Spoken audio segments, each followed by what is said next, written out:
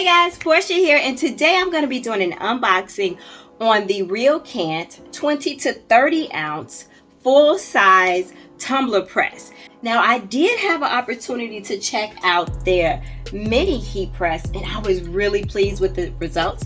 I ended up doing a 12 ounce mason jar. It's the frosted mason jar. I really love the frosted look. And isn't that adorable? So here's the plan for today. We're gonna go ahead and unbox the full-size tumbler press. From there, we're gonna go ahead and press on the RealKant 20-ounce sublimation tumblers, and I'll share with you my thoughts after that. So let's go ahead and get started.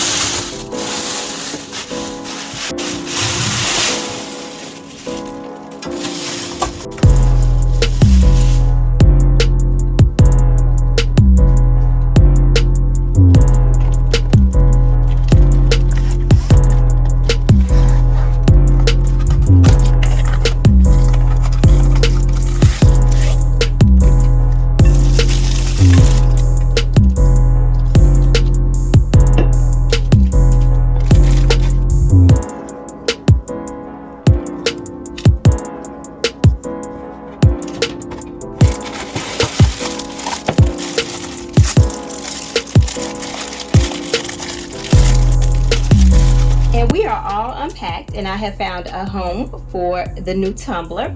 Immediately I noticed that it does not take up a lot of real estate. It is much smaller than the tumbler presses that I have used before, or even the other tumbler press that I actually have. So that's really a good thing. Now, one of the first things you want to do is adjust the pressure, and in order to do that, all we do is twist these knobs here, and I'm going to go ahead and put a tumbler in there. Close it, and then I'll just twist the knobs until I feel like there is enough pressure on my tumbler. And I've already been adjusting the knobs, and I do believe that they are tight enough. So you just want to make sure you do that before you turn the press on. So what we are going to do as our very first press, I am going to wrap our tumbler in this image. I did create it, so it's not on Etsy or anything like that. This is a creation of my own. So I'm going to go ahead and wrap the tumbler, and then we'll go through turning on the press and getting the tumbler done. Okay, so we are all taped up, so that's done. Now we are going to go ahead and hit our power switch. Now the directions, which is something that is a pet peeve of mine, so I always like to have clear, clean, concise directions. So far so good. These look pretty direct. So we're going to go ahead and turn it on. And this is the very first time on. So we should be able to hit the set button.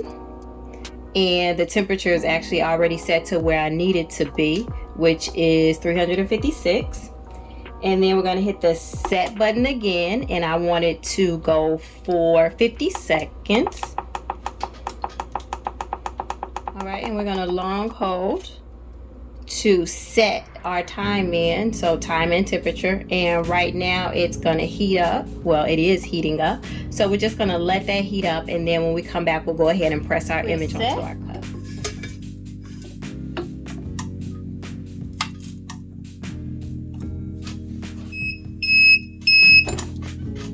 All right, so let's see what we got.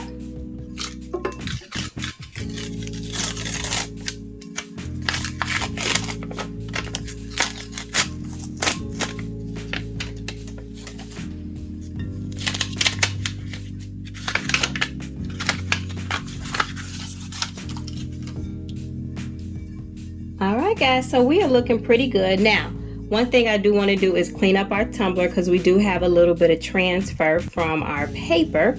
But other than that, I don't have any ghosting. So our navy blues and various shades of blue are really coming out. So I think our first press looks pretty good. So I'm gonna go ahead and share with you all my final thoughts. I really appreciate the compact size of this press.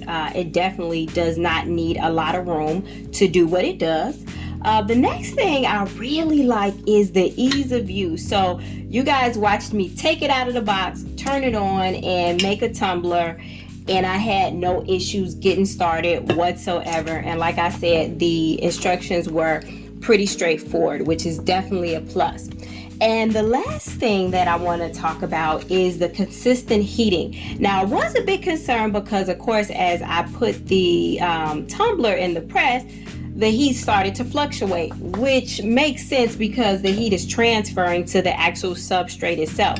But the proof is in the colors, the transfer of colors is what I'm actually trying to say. We don't have any ghosting here. I was able to get in there and clean up all of the transfer from the paper, the white transfer, but other than that, you can clearly tell what this is.